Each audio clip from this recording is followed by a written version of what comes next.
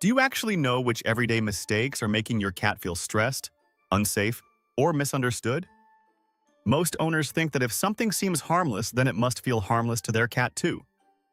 But cats experience touch, sound, scent, space, and attention very differently than we do. And if you get that wrong, which most owners do without realizing it, you may be damaging your cat's trust in ways you never intended. Let's decode those mistakes. 9. Ignoring your cat when you get home. Let's start with a moment that happens every single day. You walking through the front door. You might think, cats are independent, they don't care if I say hello. This is a massive misconception born from comparing them to dogs. While a dog might jump on you, a cat's need for acknowledgement is just as strong, but it manifests differently. A landmark study from Oregon State University proved that cats form secure attachments to their caregivers, remarkably similar to the bond between human infants and parents.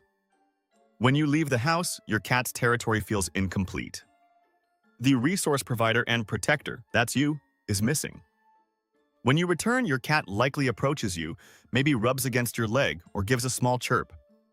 This is a reunion ritual.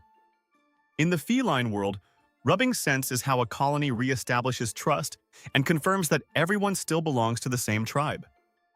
If you walk past them to check your mail, look at your phone, or head straight to the kitchen without acknowledging them, you are biologically rejecting their attempt to reintegrate you into the colony. You are breaking the bond.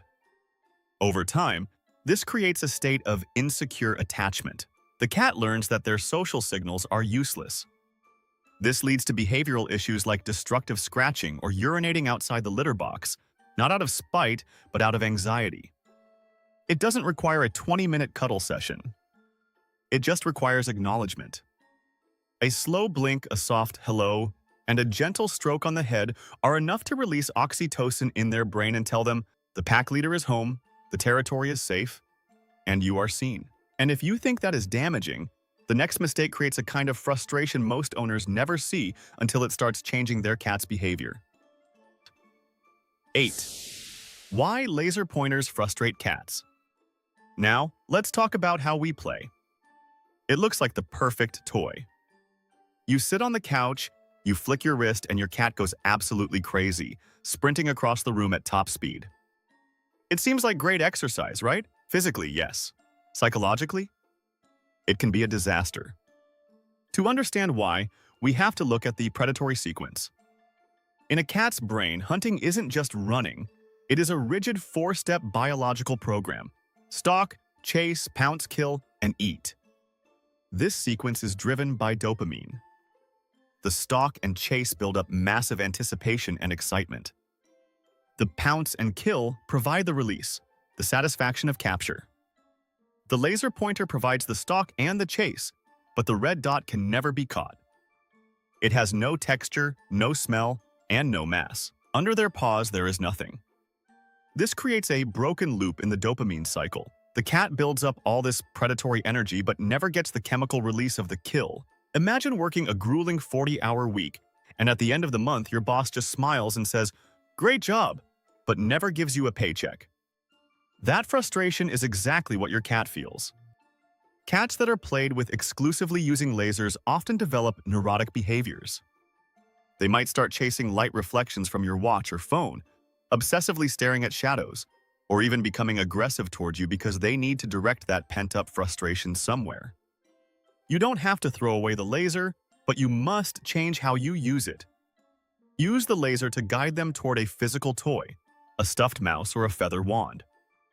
Let them catch that physical object. Or, immediately after the laser session, give them a high-value treat. This completes the cycle. They hunted, and now they eat. This closes the biological loop and leaves your cat satisfied, not stressed. But what many owners do with their hands can break trust even faster, because it happens in a moment the cat is already vulnerable. 7. Petting the wrong areas. Mistake number 7 is assuming your cat enjoys being touched the same way a dog or a human does. This is ignoring petting thresholds. We have all been there. Your cat rolls over on the rug, exposing that fluffy, soft belly. It looks like an invitation. You reach down to rub it and snap, claws, and teeth are wrapped around your hand. You think your cat is being mean or moody. Biologically, they are just protecting their vital organs. In the wild, the stomach is the most vulnerable part of a cat's body. It houses all their critical organs and has no skeletal protection. When a cat exposes their belly to you, it is indeed a sign of massive trust. They are saying, "I feel safe enough to be vulnerable." But when you touch it, you trigger a primal defensive reflex. It's an instinctive reaction, not a conscious decision to hurt you. Furthermore, many cats suffer from a condition called feline hyperesthesia, or are simply easily overstimulated. The base of the tail and the lower back are packed with nerve endings. While some cats enjoy scratches there, for many, repetitive stroking in this area quickly turns from pleasant to painful. It's like being tickled. It starts funny, but after 30 seconds, it becomes unbearable. If you see the skin on their back twitching, a reaction called the cutaneous truncee reflex, their tail swishing, or their ears turning back, stop immediately. Stick to the green zones, the cheeks, the chin, and the base of the ears. These areas contain scent glands. When you scratch them there, the cat isn't just feeling pleasure. They are marking you with their scent, reinforcing the bond. Respect the no signals, and you will raise a cat that trusts your hands rather than fearing them. And if touching the wrong place is bad, the next mistake is even worse, because it destroys the one area your cat is supposed to feel completely safe in. 6. Disrupting your cat's safe space. Mistake number 6 destroys your cat's sense of security. Disrespecting safe zones. Cats are both predators and prey. This duality dictates their entire relationship with space. To feel secure, a cat needs to know they have a retreat, a bunker where they are invisible and untouchable. This could be a spot under the bed, a high perch on a cat tree, or the top of a wardrobe. The mistake happens when we violate these spaces. Maybe your cat is hiding under the bed because there are guests, or a thunderstorm, or they just want to sleep. If you reach in, drag them out, or try to force them to socialize, you are destroying the sanctity of their core territory. You are teaching them that there is no place in the house where they are truly safe from you. This is particularly damaging when they are sleeping. Sleep is a state of total vulnerability. If you constantly wake them up to cuddle or move them because you want to sit in that chair, you create a state of hypervigilance.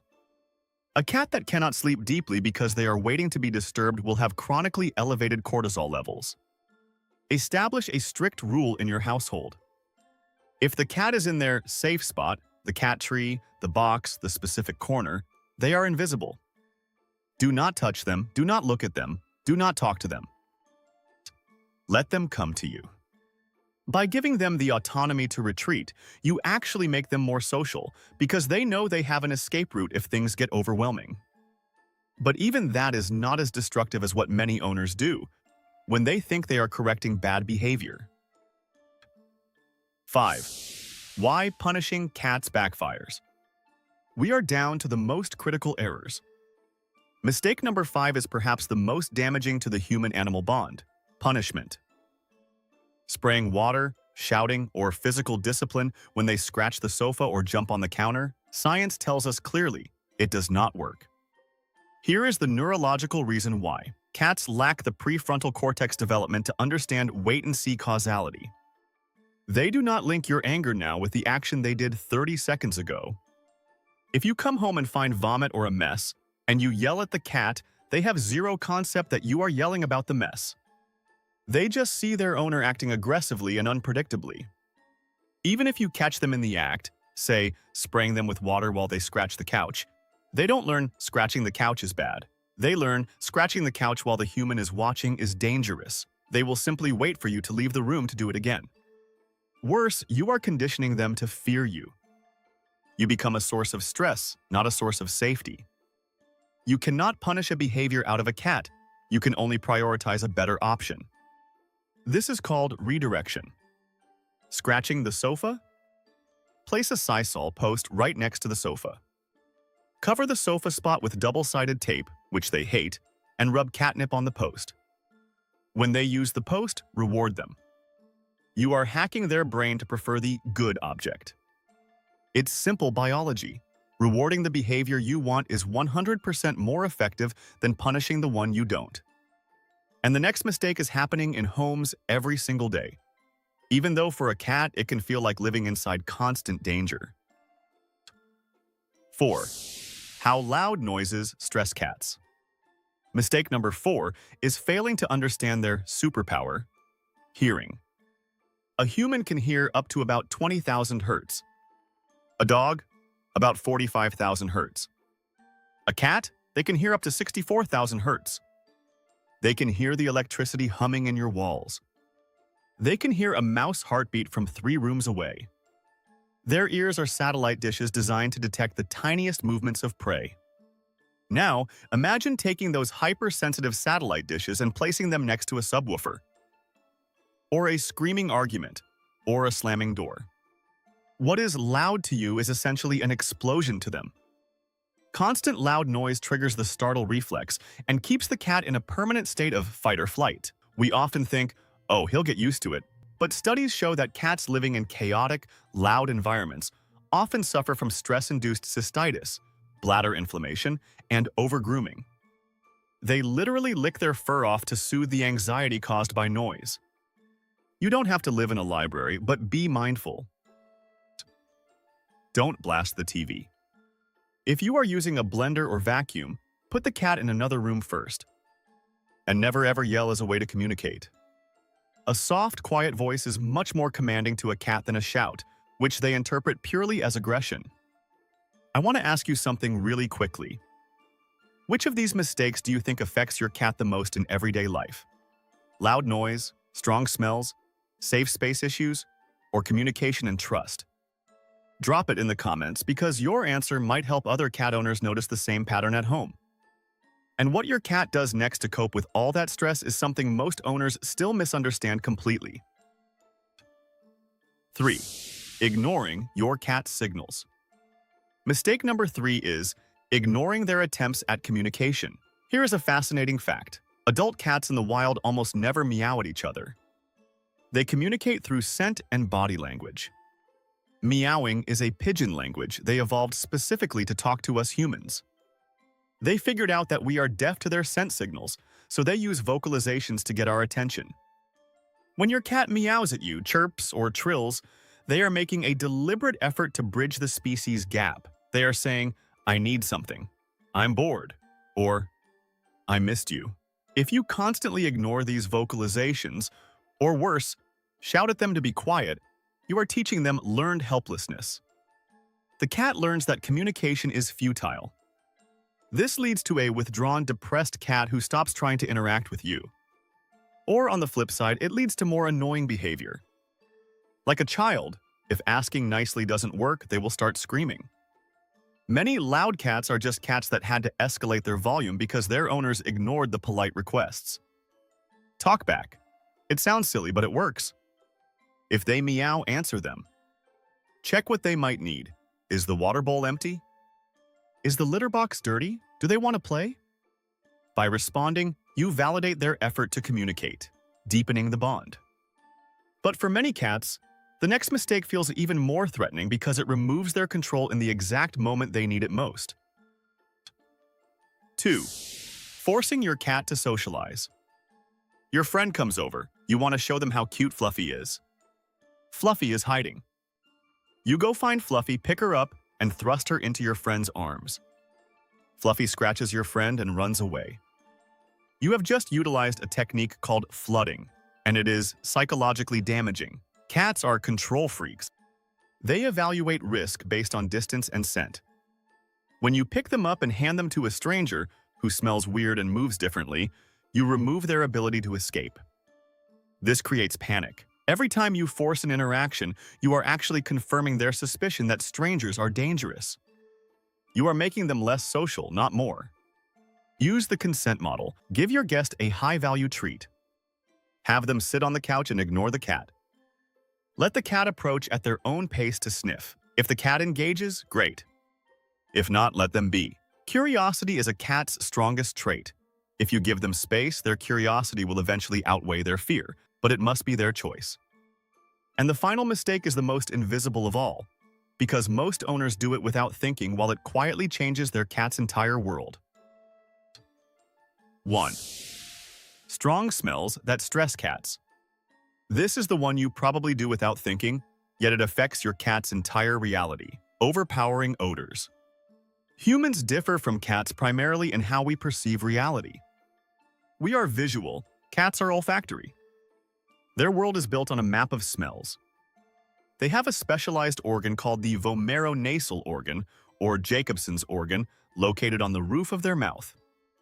It allows them to taste, sense, and detect pheromones, chemical messages that tell them, this is home, this is safe, this is mine.